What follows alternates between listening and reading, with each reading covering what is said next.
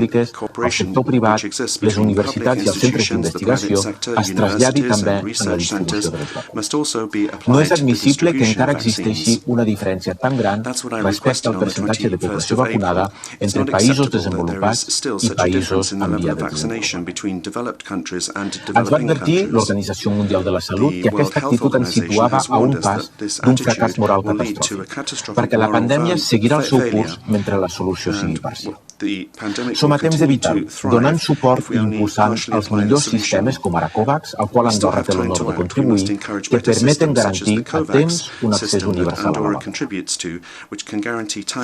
L'emergència climàtica és l'altre gran repte que hem d'enfocar des de la inclusió. No hi ha marxa enrere. És tard per esmenar els nostres errors amb el medi ambient, però no és tard per deixar de cometre. La pròxima dècada és fonamental per assegurar el futur del nostre planeta.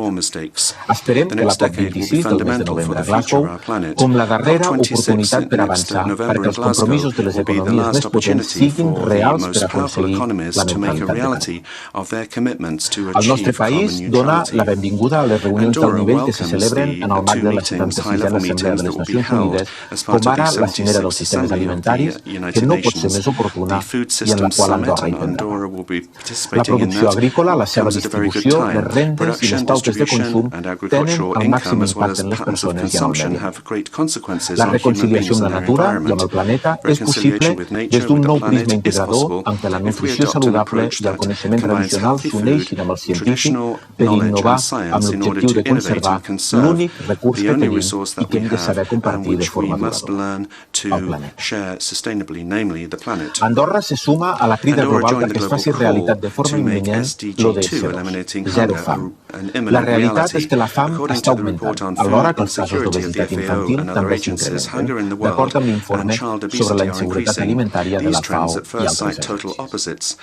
Aquestes tendències, a priori totalment contraposades, ens han de fer reflexionar sobre la necessitat urgent de reformar els sistemes de producció i consum d'aliments, per tal d'avançar cap a models i pautes de consum més sostenibles i més saludables.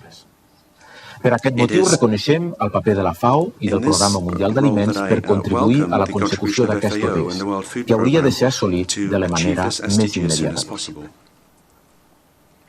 Excel·lències, ens trobem en un exercici de reconstrucció des de múltiples nivells. La salut, l'economia, el medi ambient i la immigració. Fins i tot, els nostres models de treball, de mobilitat o de consum s'han posat en dubte. I el gran interrogant que hem de resoldre és desitjable tornar a la normalitat perduda? Aprofitem aquest gran organisme que són les Nacions Unides per resoldre aquest interrogant, perquè el multilateralisme s'erigeixi en la via adequada per trobar solucions de la situació.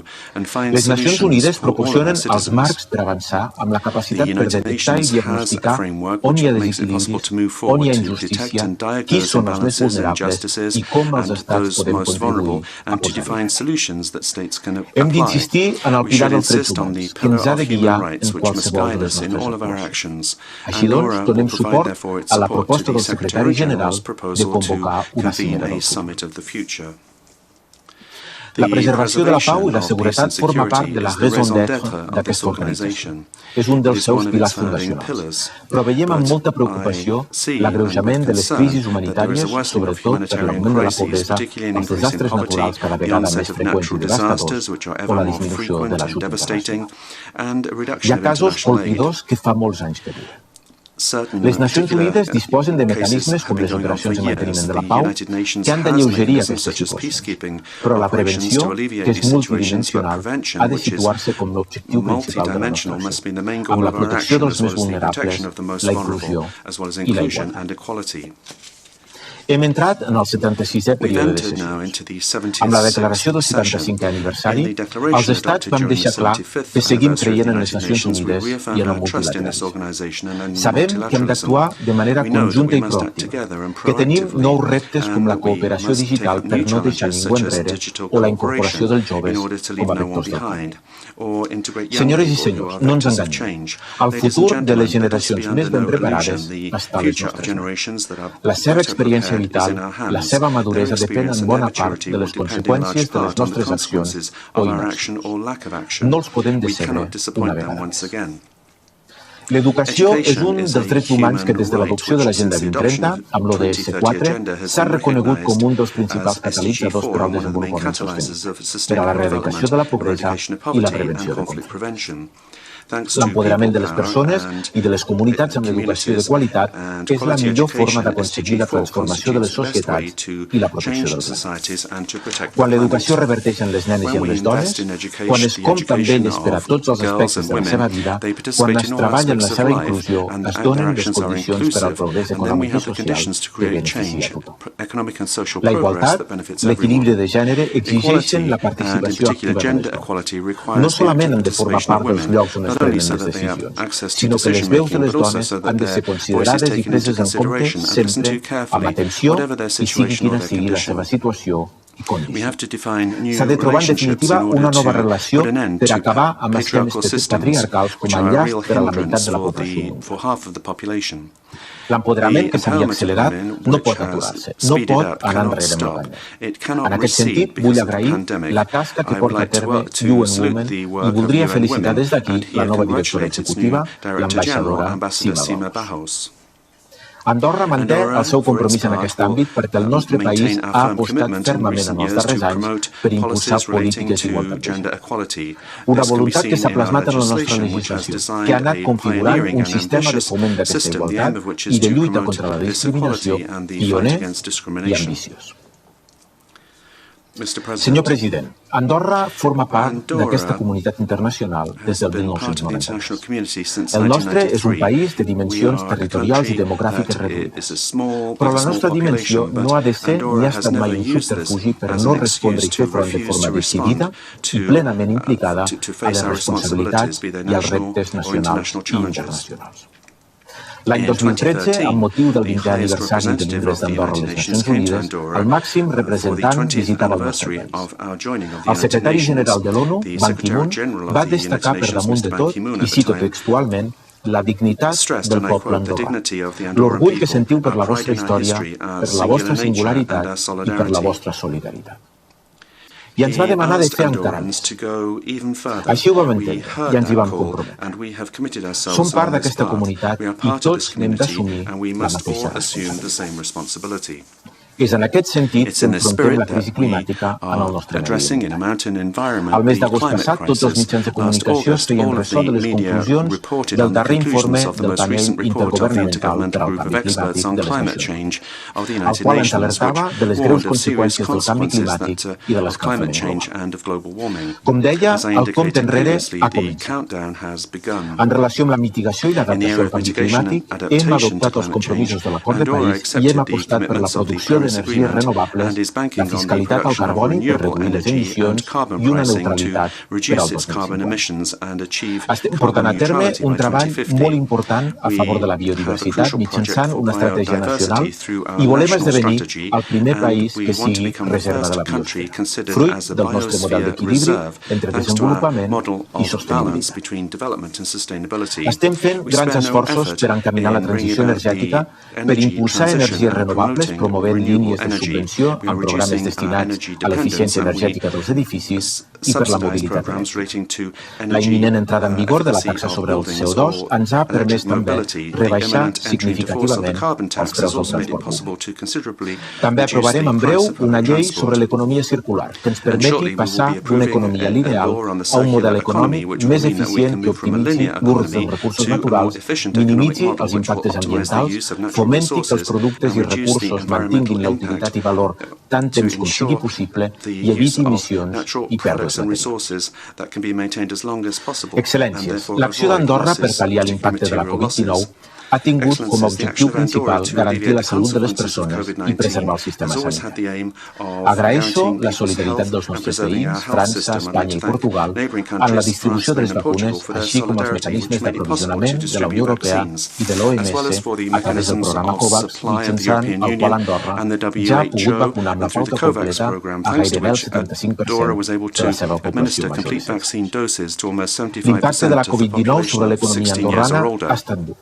Andorra és un país que té una extrema dependència del sector turístic, però el govern ha estat al costat de les famílies, dels treballadors i de les empreses. Ara, la irrupció d'aquesta pandèmia ens ha fet accelerar alguns dels processos que havíem endegat i impulsar-ne de nous per repensar el turisme com un vector econòmic sostenible i obrir la nostra economia cap a nous sectors. Apostem per una recuperació que ha de ser una oportunitat per crear estabilitat, creixement i diversificació econòmica, generant nous llocs de treball i reorientant la despesa pública cap a aquells sectors que generin un efecte de diversificació més gran, amb una atenció especial a les polítiques que reforcin la salut, la sostenibilitat, el coneixement, la innovació i el capital humà. La pandèmia de la Covid-19 ens ha posat a prova com a societat. Hem après que el present i el futur ens exigeixen menys individualisme, menys egoisme, menys confrontació i, en canvi, més cooperació, més resiliència, més empatia i més solidaritat. Cap país, cap comunitat no ha pogut abordar aquesta crisi sense una concepció solidària. Per la nostra vocació, pel nostre tarannà, Andorra no es pot permetre deixar ningú enrere i actuarem amb totes les nostres energies per contribuir amb tots vostès perquè el món es transformi d'acord amb els compromisos de l'Agenda 2030. Des d'aquestes premisses i reafirmant el nostre compromís clar amb el multilateralisme de les Nacions Unides, encarem des del Principat d'Andorra aquest 76è període de crisi. Moltes gràcies.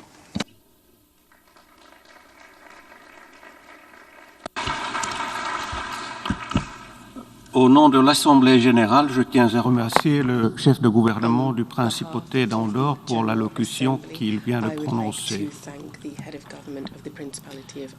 I now give the floor to the distinguished representative of Eswatini to introduce an address by the head of government.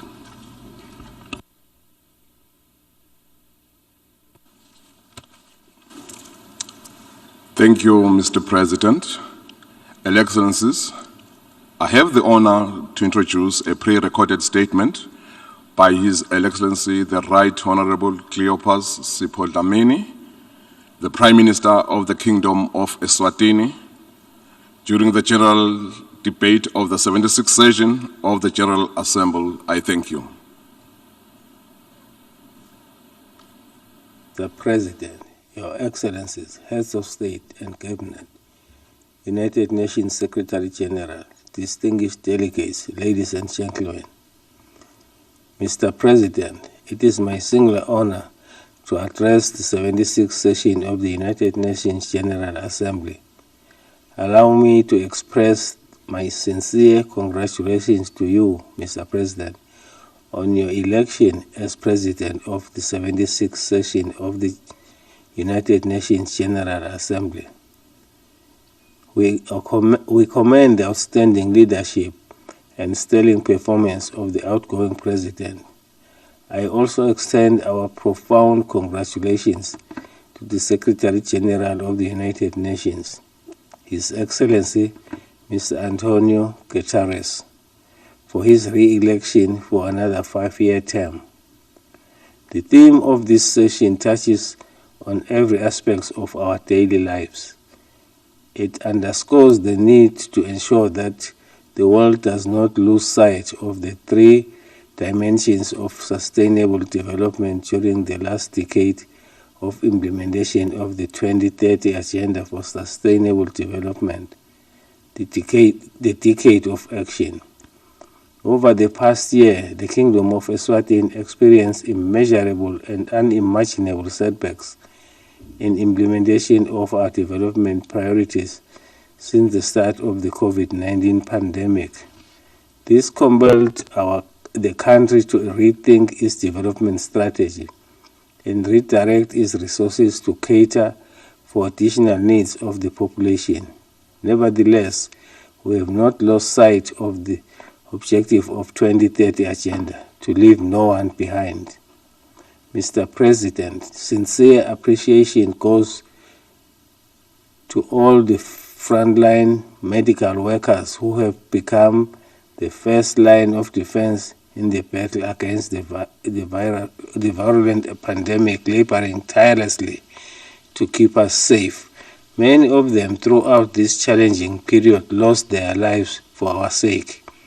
Without their commitment and sacrifice, the world would not have been anywhere near the path to recovery from this pandemic. In the same vein, similar appreciation and honor also goes to all those involved in research, sharing of expertise and resource mobilization, be it institutions and individuals, for the successful development of vaccines. It is without doubt that the panacea for all practical, effective, and efficient plan to recover from COVID-19 pandemic rests on vaccination of the nation population. This has been demonstrated and proven in countries that have endeavored to achieve herd immunity. Low access to vaccines by many countries remains a cause for concern. Such a scenario has been more pronounced in developing countries, especially countries in special situations in Africa and other vulnerable regions. This was one of the pressing reasons why Eswatini supported the call for a temporal waiver of the obligation of member states under the TRIPS agreement to protect intellectual property rights for technologies related to the prevention, containment of treatment of COVID-19. The Kingdom of Eswatini applauds the establishment of the COVAX facility, which came to existence through efforts by the United Nations in the wake of the pandemic and solely meant to be of assistance to member states, particularly low middle-income countries. As a beneficiary, Eswatini is grateful for such an initiative and also extends further appreciation to the generous donors, particularly the United States of America, amongst many others, whom their absence, the objective of this initiative would not have been achieved thus far. Mr. President, in this view, the Kingdom of Eswatini commends African countries that have commenced manufacturing COVID-19 vaccines. We bank on the successful implementation of the African Continent Free Trade Area to widen and strengthen Africa's integration process. We are confident that this arrangement will create or strengthen the value chains and the ability of African countries to produce more vaccines. Eswatini has prioritized health for every member of the population, is at the center of our socio-economic agenda. Currently, a significant percentage of our eligible population has been vaccinated, having commenced with our frontline staff and elderly. Most recently, effective 30th August 2021, the Eswatini government commenced inoculation all aged 18 years and above. We aim at reaching herd immunity, hopefully by the end of 2021. Mr. President, the resilience is a multifaceted and complex concept that calls for our attention to comprehend its meaning academically and in practice. It entails the ability to bounce back, and build better from any situation that confronts us. In the context of the pandemic, resilience transcends the health sector to cut across all sectors of the economy. The Kingdom of Eswatini believes that the starting point of building resilience through hope entails access to vaccination by all eligible population, and while doing so, ensuring that no one is left behind. This will determine the ability, power, and speed to recover from COVID-19 and to rebuild sustainably. Like many other countries, the pandemic has been an eye-opener for the Kingdom of Eswatini and has overly sensitized government to rethink resilience and incorporate in its policies. In this view, building resilience has become a cornerstone and an inevitable component in all our mitigation, adaptation strategies, and recovery plans. Mr. President, the pandemic has momentarily shifted our focus from issues that are perpetually on the global agenda, particularly our quest to respond to the needs of the planet, including mitigation and adaptation to persisting impact of climate change. Nonetheless, it has highlighted our interconnectedness in all facets of our daily lives and further clarified the meaning and practicality of living in a global village. Climate-related impacts continue to overwhelm our economy and remains one of the insistent challenges of the 21st century. The Kingdom of Eswatini has not lost sight of its commitment to respond to the needs of the planet. In this view, we reaffirm our resolve to play our part in operationalizing the intended nationally determined contribution that presents steps taken by the country to develop effective climate change responses, whilst fast-tracking the implementation of our objectives for sustainable development and poverty eradication. We look forward to the 26th Conference of Parties to the United Nations Framework Convention on Climate Change, UNFCCC, for the world to reignite, re-engage, and accelerate climate actions. Mr. President, education is an important tool utilized to equip, recapacitate, develop, and empower every learner to create and or sustain development and attain the future we want. The closure of schools and institutions of higher learning due to the pandemic has had an unparalleled devastating impact to millions of learners. This has been more pronounced in the developing world, mainly because many of the countries are not adequately equipped to pursue their education virtually. The impact of students being out of school for an extended period of time was enormously and a nightmare in many developing countries. The lack of access to digital learning resources was a setback for students' learning opportunities. Upon resumption of classes in the Kingdom of Eswatini, schools had to stagger attendance in order to prevent the snowballing of infections and the spread of the virus as it evolves and changes phases. Mr. President, it is important to highlight the fact that our economies have been severely battered. Businesses continue to close down and people are losing jobs. Governments are struggling with rising debt levels. Eswatini is therefore appreciative of the decision by the Board of Governors of the International Monetary Fund, IMF, to approve special drawing rights to boost global liquidity. This cash injection of over 75 million to the economy of Eswatini could not have come at a better time. On Monday, 6 September 2021, His Majesty King Mswati III launched the Reconstruction Fund meant to rebuild infrastructure and the economy following a civil unrest which was brought about by a vast array of economic challenges, including the added burden of COVID-19 pandemic. And these funds will assist government advance closer to the target of $200 million. Mr. President, another note in the fight against HIV and AIDS, Eswatini has continued to employ all means possible to stop the spread of the virus, even during this critical time in history. This is evidenced by the achievement of the UNAIDS goal of 95-95-95, which summarily means 95% of people with HIV identified, 95% of the people with HIV treatment, and 95% of the people on treatment virally suppressed.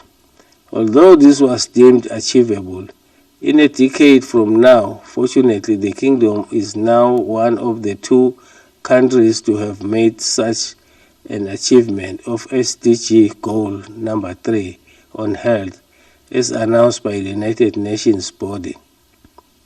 In Eswatini, as much as some of our plans to accelerate the process have been derailed, we have remained focused.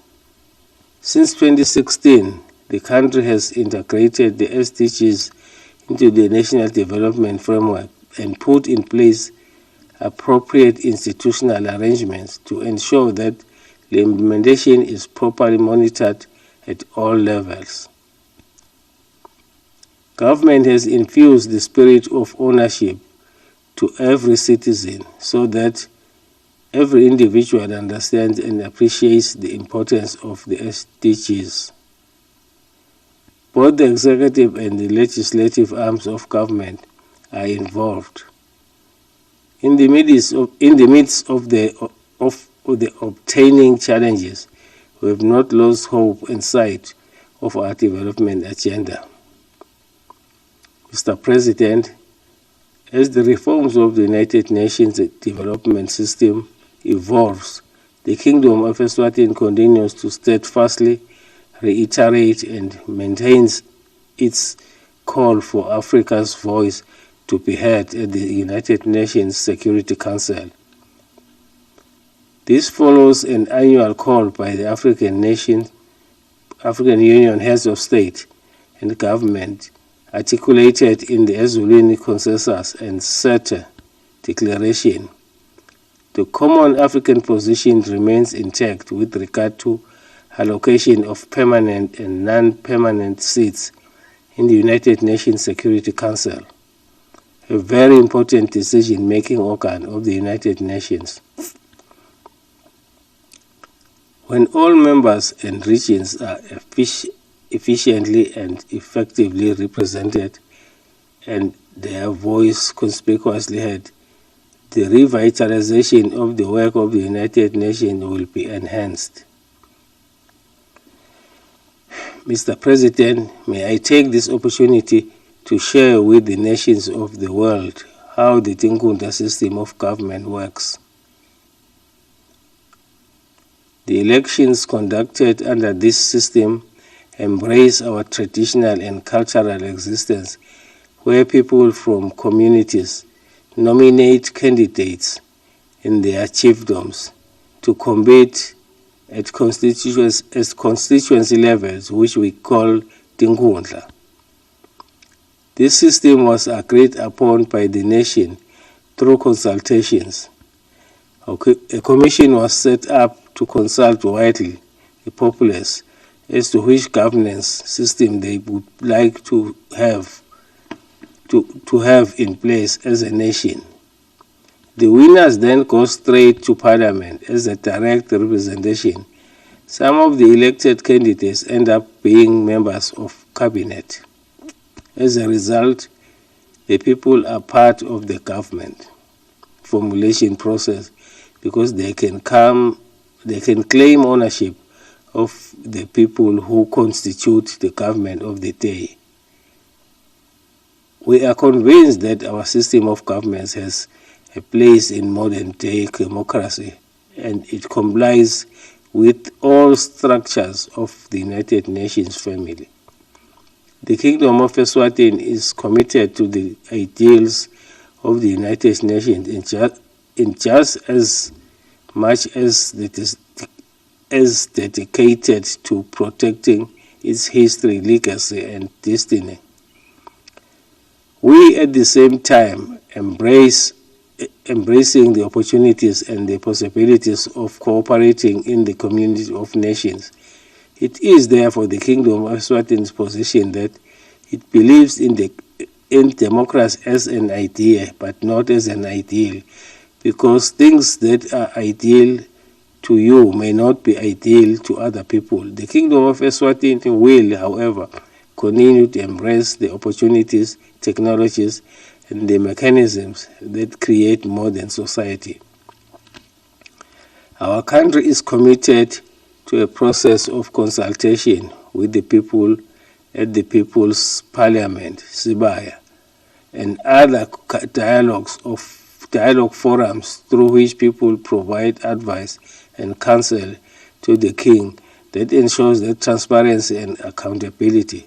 This is how our democracy operates in council. As such, the practice is democratic and participatory in that everybody is involved in our key decision-making processes. As a nation, we shall remain seized with the preservation of our cultural norms and traditions, promoting of peace and stability, addressing our different opinions in a peaceful manner, not by violence. Above all this, dialogue is at the apex of our existence as a nation. Our philosophy is inclusive.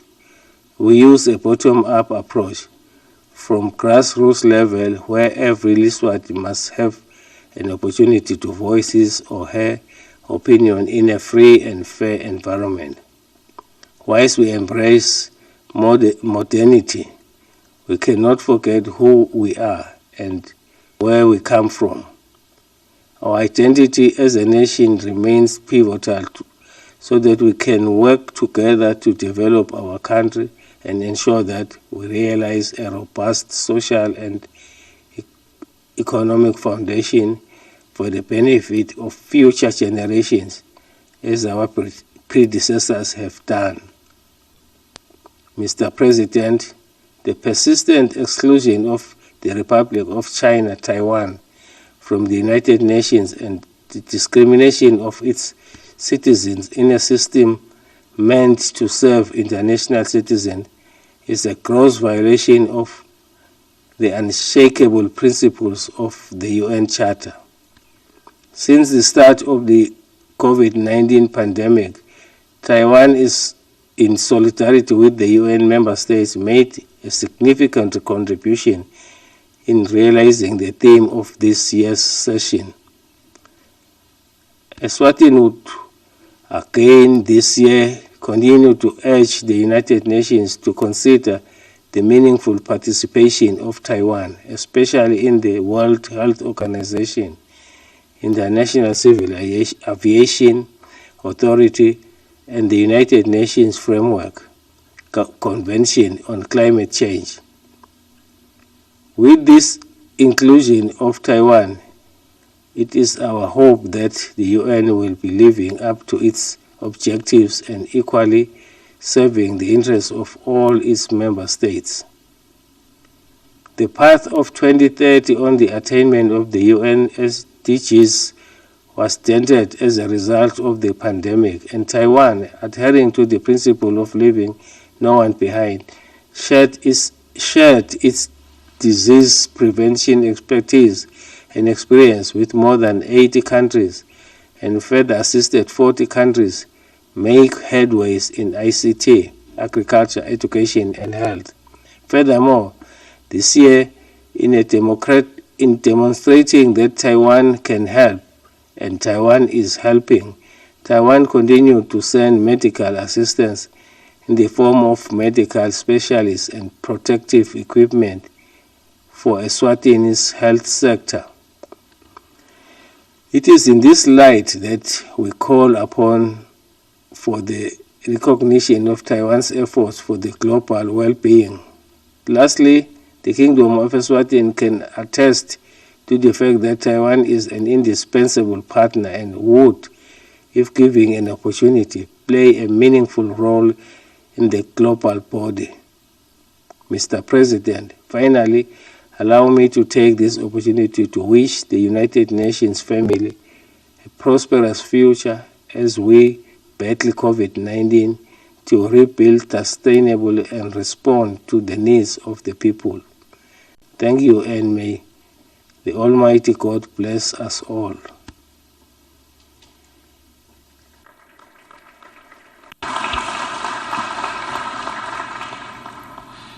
On behalf of the General Assembly, I wish to thank the Prime Minister of the Kingdom of Eswatini for the statement just made.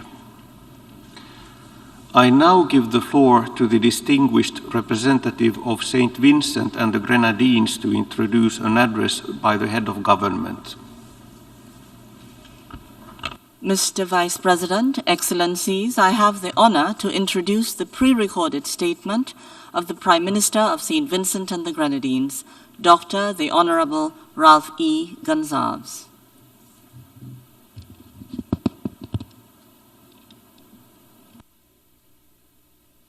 Excellencies, we are convened at this 76th session of the United Nations General Assembly at a time of severe health, socioeconomic, political, climatic, and security challenges globally, though unevenly, not in equal measure.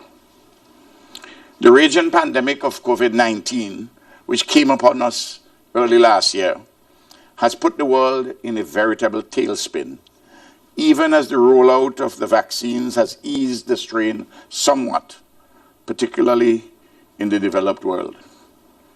A major shift has occurred in the global condition. A parallelogram of unruly and complex forces has been unleashed. A new paradigm has emerged.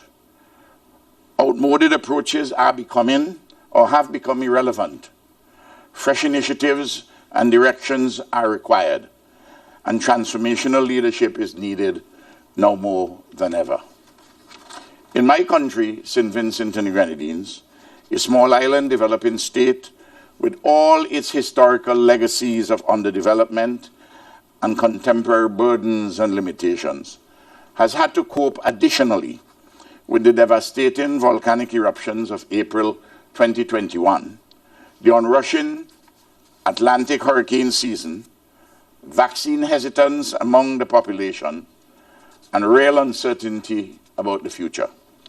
Amidst all this, our people are nevertheless possessed of a settled resilience and optimism of life and living, undergirded by God's redemptive grace, our own possibilities and strengths, a sterling regional solidarity, and promising internationalist support, inclusive of that of our United Nations, for peace and security, good health and prosperity for our people, as pledged in the Sustainable Development Goals. Immediately, all of us in this global family of nations must work together to defeat COVID-19, return to an acceptable level of normalcy, and the opening up of our economies. This represents a many-sided and enormous challenge of historic proportions in both diagnosis and prescription. A huge bundle of pre-existing divisive and debilitating conditions ought to be efficaciously addressed. Historic wrongs ought to be righted, and extant and emergent limitations and weaknesses, real or contrived, require appropriate correctives. The metaphoric lions and lionesses globally ought to converse with each other meaningfully, rather than hanker for perpetual disorder, insecurity, and war. They do not actually need to lay down with each other in joyous embrace. They ought simply to resolve their differences, whether ancient or modern, and compromise where necessary and desirable in the interest of all. But for the sake of humanity, let us drop the vaunted self-interests, the vanities, and divisiveness, real or imagined, and work together for the better. These are the ennobling impulses which prompted the ancient prophets and teachers of all the world's monotheistic religions to summon their peoples and their better angels to uplifting purposes in this our earthly city. These have been the civilizing sentiments expressed from time immemorial in the voices of wise emperors and thoughtful warriors. These are humanity's core values, which constitute the bedrock upon which our United Nations organization was originally built and has been henceforth sustained. Faith in them and accompanying works will see us through these troubling times in which it appears that things are falling apart and this center cannot hold. The COVID-19 pandemic has put the global community at the critical proverbial crossroads. What is to be done? First, let us recognize and internalize the novel historic juncture at which we are, and accept generally the sage poetic advice that two roads diverge in the woods, and we ought to take the one least traveled by, and that will make all the difference. This will not be easy for historic combatants or contemporary rivals to do, but it is the only choice that humanity has. In tackling the pandemic itself, the old ways have tended to predominate, even as the sunlit rays of a possible new path have emerged. Thus, for example, globally, we have witnessed unacceptable vaccine nationalism, the politicization of the rollout of the vaccines, and the rollout of the vaccines for the rich first and the poor afterwards. To be sure, we have also witnessed notable and noble work by some global institutions, such as the World Health Organization, the World Bank, and the COVAX facility, to make vaccines more accessible to poor or marginalized countries.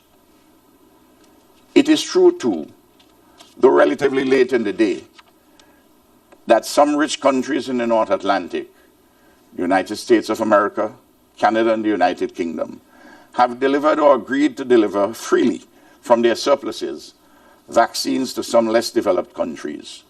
We are very grateful.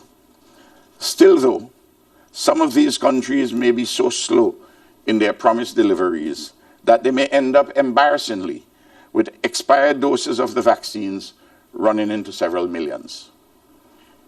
It is timely to remind all of us that the noblest form of solidarity is to give not from the abundance or surplus that we may have, but from the little that we possess.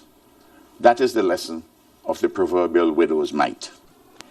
In this regard, on behalf of the Caribbean, I thank the government of the Republic of India for their early and meaningful gift of Covishield AstraZeneca vaccines.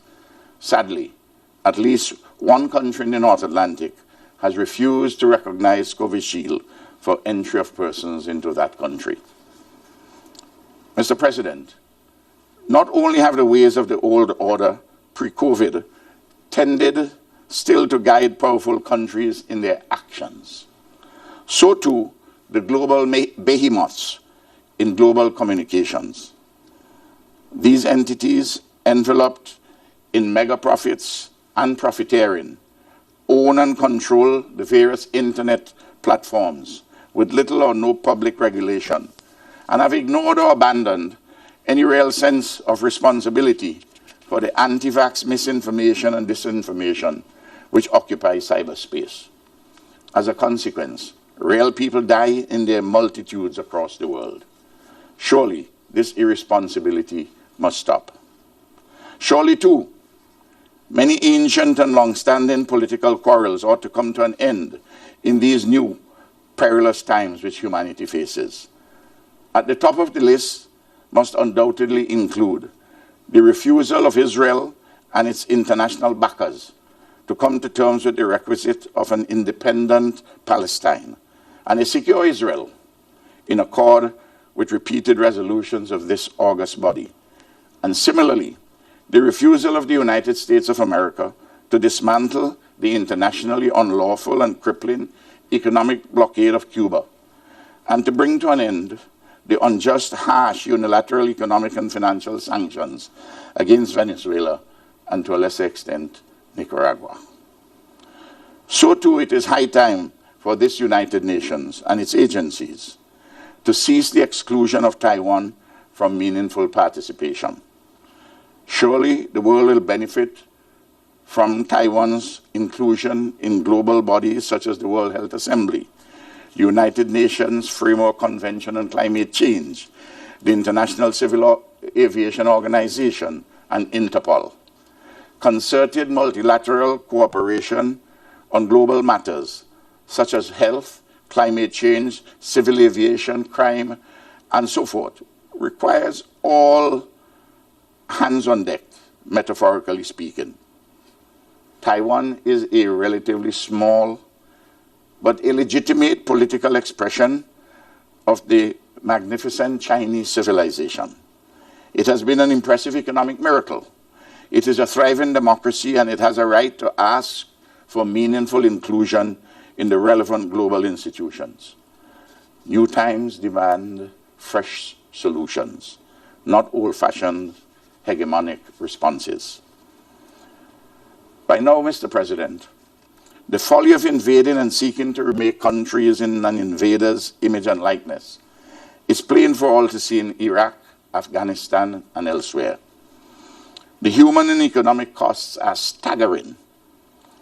Still, though, the values of our United Nations demand that women must be respected and empowered, that religious discrimination must be rejected, that theocracies accommodate competing voices, and that terrorism and political violence be not embedded in any statecraft.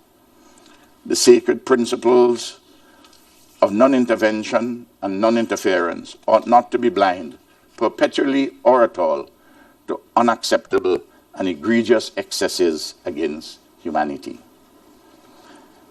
Mr. President, a looming ecological disaster awaits humanity unless we change course for the better.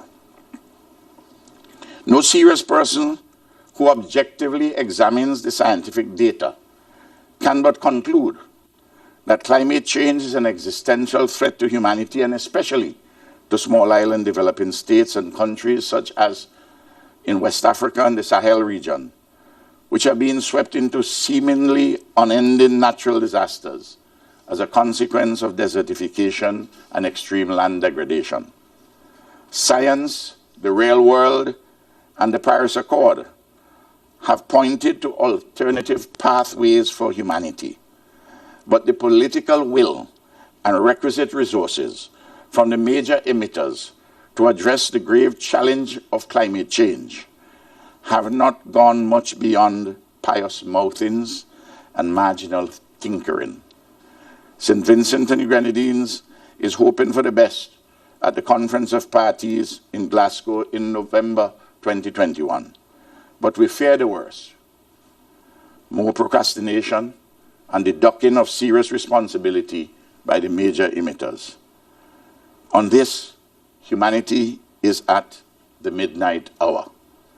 Can we meet the challenge? We may not live to find out the answer if the usual continues. Mr. President, there is a range of other pressing concerns relevant to the Caribbean that demand urgent global multilateral action.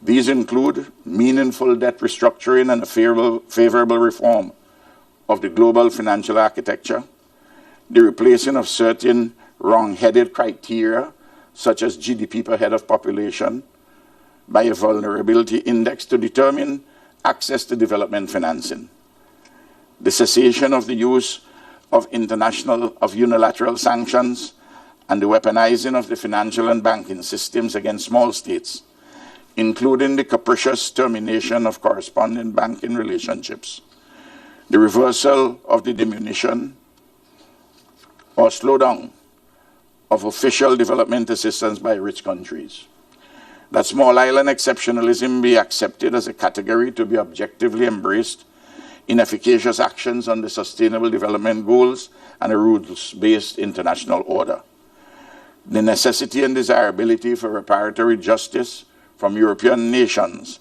in respect of native genocide and the enslavement of Africans, from which the European nations profited systematically and from which consequentially our Caribbean countries have suffered a legacy of underdevelopment, and the urgent need for an appropriate multilateral initiative to assist Haiti, a CARICOM member, in its current peril.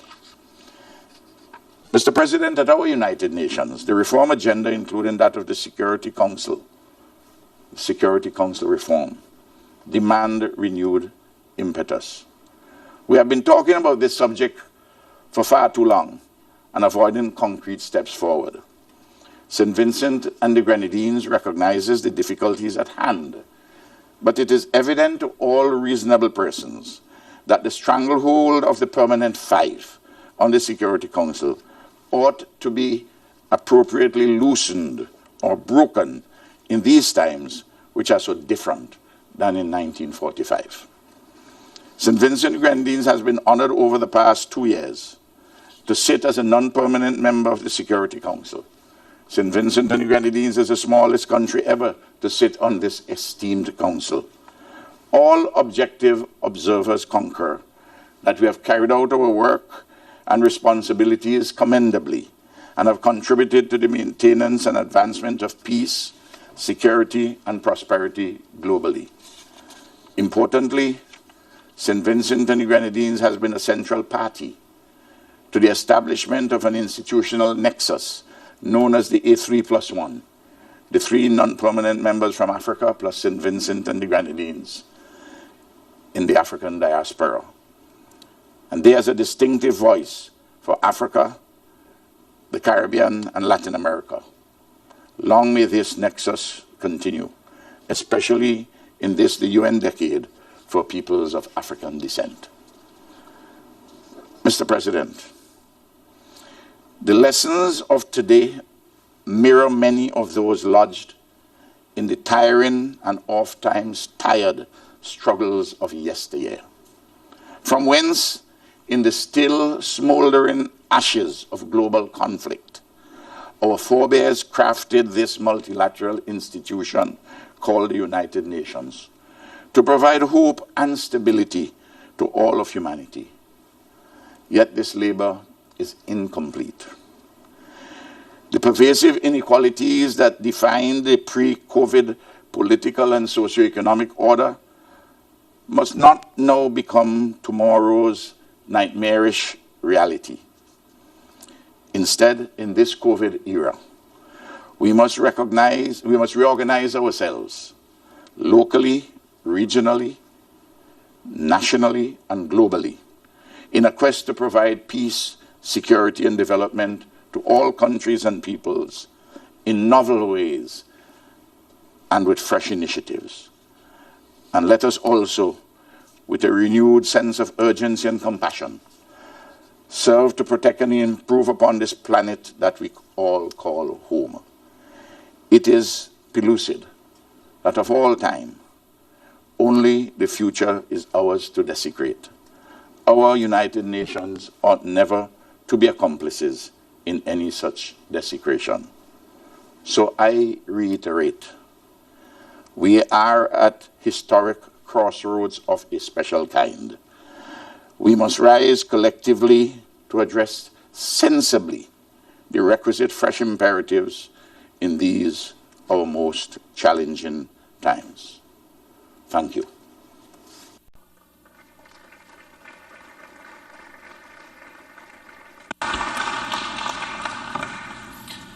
On behalf of the General Assembly, I wish to thank the Prime Minister, Minister for Finance, the Public Service, National Security, Legal Affairs and Grenadines Affairs for the statement just made. Maintenant, je donne la parole au distingué représentant du Haïti pour introduire le discours du chef de gouvernement. The statement of the head of state and government.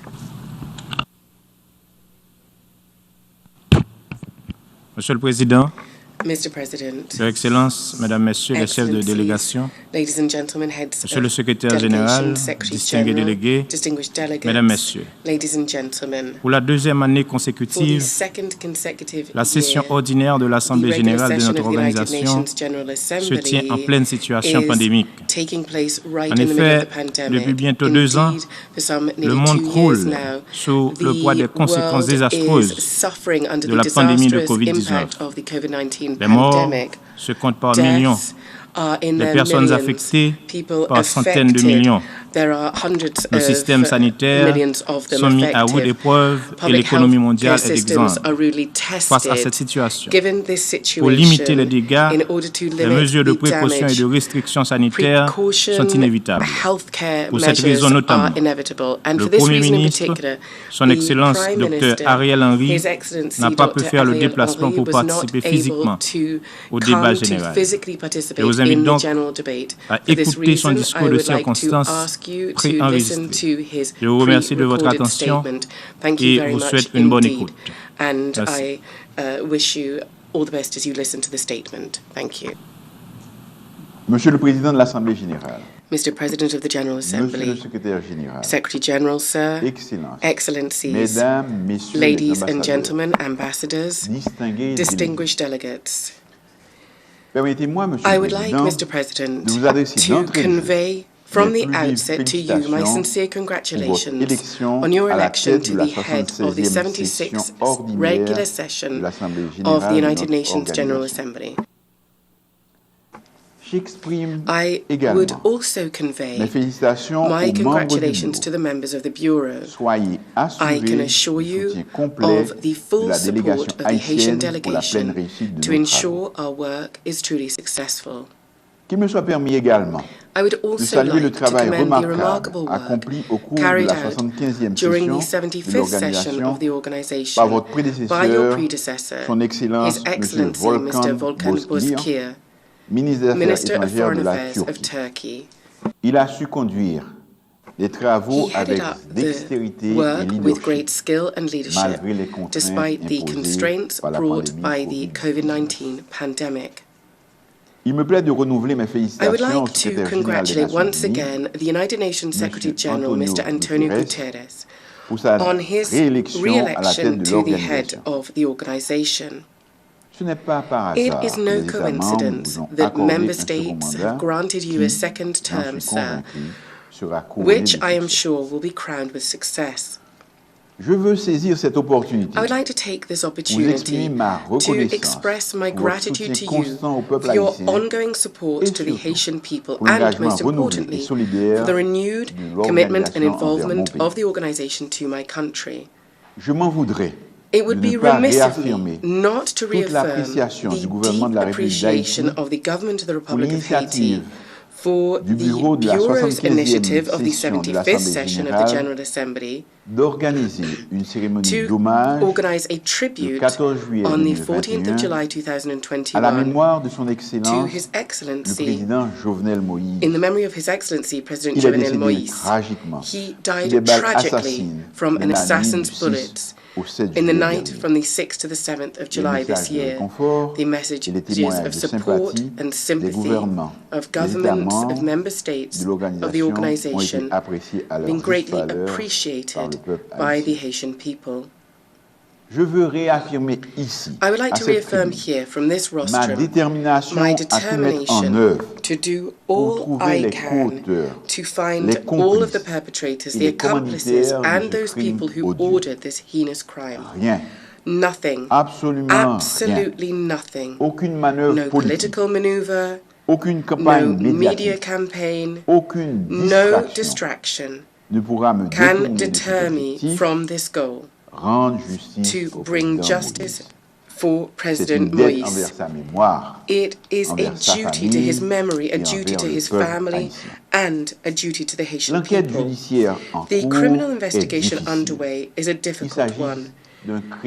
It was a transnational crime, and because of this, we are formally requesting mutual legal assistance. This is a priority of my government for the entire nation. This crime must not remain unpunished, and the perpetrators, all the perpetrators, must be brought to justice. Mr. President, the theme that you proposed for the 76th session, namely building resilience through hope to recover from COVID-19, rebuild sustainably, respond to the needs of the planet, respect the rights of people, and revitalize the UN. This theme is extremely timely. Indeed, the coronavirus pandemic has sorely tested, to various degrees, almost all the countries of the world. This global public health crisis has highlighted inter alia the inequalities which exist between our countries. It has highlighted the weaknesses of our healthcare systems. This pandemic has also shown that only solidarity and cooperation between people can enable us to bring it to an end. Fortunately, countries far and wide have understood this and have undertaken to share vaccines with the worst of countries. The COVAX program of the World Health Organization, as well as bilateral action and assistance at the global level, gives us the hope that altogether we can manage to beat this disease. Much is at stake for the future of humanity.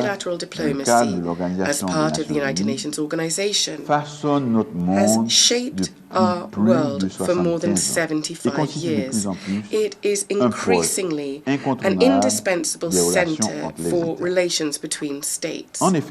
Indeed, si des progrès considérables ont été réalisés par rapport aux aspirations initiales de paix et de sécurité internationale, de justice and prosperity for all, c'est grâce à l'engagement collectif, the collective commitment undertaken and a permanent system of dialogue and consultation that state actors have broadly engaged in order to find negotiated solutions to resolve their differences. Nonetheless, much remains to be done to achieve this ideal world that we all so deeply long for.